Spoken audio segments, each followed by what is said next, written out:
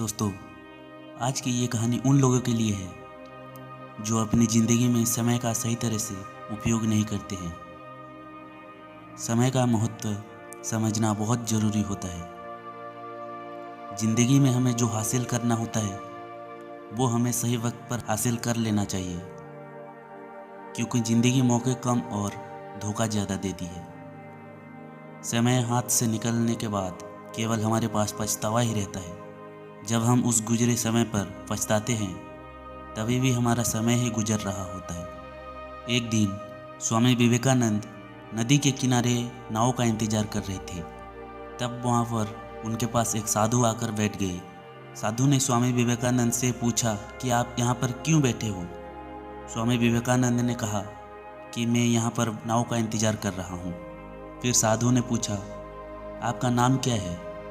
विवेकानंद ने कहा कि मैं विवेकानंद हूँ। साधु चौंके और कहने लगे कि आप सच में वो महान स्वामी विवेकानंद हैं?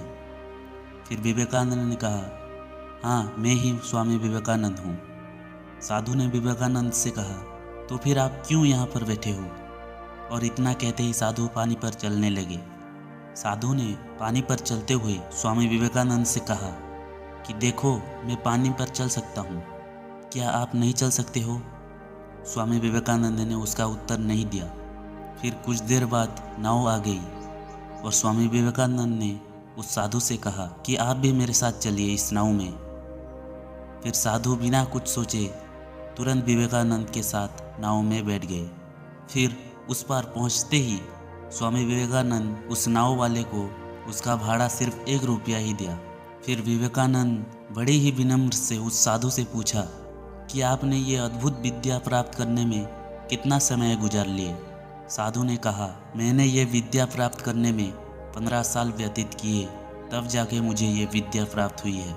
स्वामी विवेकानंद ने साधु से कहा कि आपने जो विद्या प्राप्त की है उस विद्या के लिए केवल 50 पैसे देकर आप इस पार से उस पार जा सकते हो। यानी केवल 50 पैसों के लिए आप अपने 15 साल बिगाड़ दिए। स्वामी विवेकानंद का कहने का मतलब सिर्फ यही था कि हमें समय का सदुपयोग करना चाहिए। हमें इस तरह बेकार के कामों में अपना समय नहीं बिगाड़ना चाहिए। किसी ने क्या खूब कहा है, वक्त कहता है मैं फिर ना आऊँगा, क्या पता मैं तुझे हंसाऊँगा या फिर रुलाऊँगा। जीना है तो इस पल जी ले, क्योंकि मैं इस पल को अगले पल तक ना रोक